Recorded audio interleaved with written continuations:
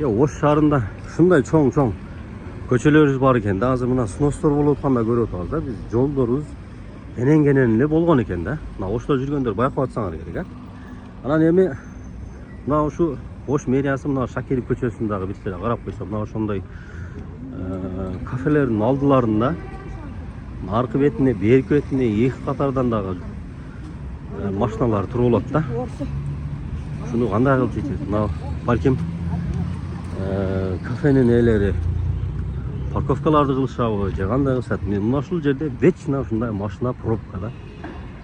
Мына жолдон чыгып, мына жолдун ичери тротуардан кийиге да коюп салган да, мына. Көрсөңүздөр.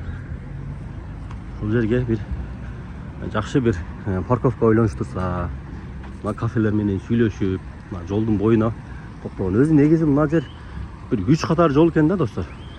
Şu машина токтоп алып эле жолдору сарып калган. Ошол.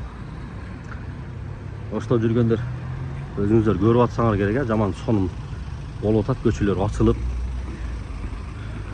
тагылып дегендей. Азыр биз мына Шакиров көчөсүндөбүз.